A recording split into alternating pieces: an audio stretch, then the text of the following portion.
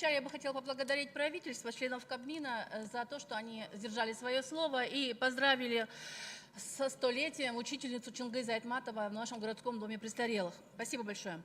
И, уважаемые депутаты, сегодня я обращаюсь к законодательному органу власти, так как именно депутатский корпус несет ответственность за принятие законов и контроль за их исполнением.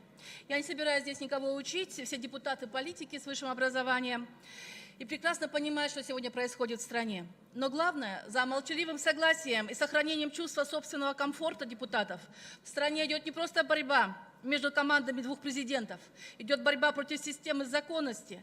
И те, кто хочет отомстить Атамбаеву, сажая, привлекая по надуманным обвинениям и лжесвидетелей к лишению свободы из всех членов СДПК, кто остался с ним, вы ошибаетесь.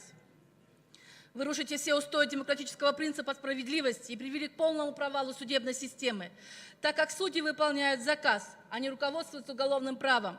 Против Атамбаева надо бороться, если хотите насолить, показать лучшие результаты в экономике, инвестиции, бюджетного строительства, стройте лучшие дома, города превратите в города-сад. Вот тогда вы покажете, что работаете лучше, чем это делал Атамбаев. На прошлой неделе прошел суд над экс-председателем СГО Дамиром Мусакеевым в закрытом режиме, чтобы не допустить ни прессу, ни родственников.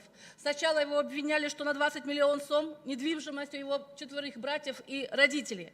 Но когда он пригласил всех СМИ, показал все имущество по списку, тогда решили ему вынести приговор по поводу внеочередных распределения квартир. Уважаемые депутаты Комитета обороны и безопасности, вы помните, что в 5-м созыве, когда строились бюджетные дома на инвестиции, привлеченные Атамбаевым, и тем же СГОшникам строились дома, службам ГКНБ, Минобороны, МЧС, и ряд другим нашим бюджетным работникам. Посмотрите, сколько тогда было заявлений, сколько было тогда действительно махинаций с очередниками. К нам заявления кипами шли. И разве мы кого-то посадили? В крайнем случае снимали с должности, того же председателя Генерального штаба сняли с должности. И комиссионно разобрались. Поэтому я считаю, что это очередной заказ. Мусакеева за это судья Гилязидинова влепила 5 лет лишения свободы, без всякого зазрения совести. Власть сама провоцирует сегодня народные возмущения и недовольство.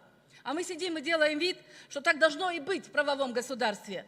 Это показывает слабость законодательной власти в нашей парламентской республике.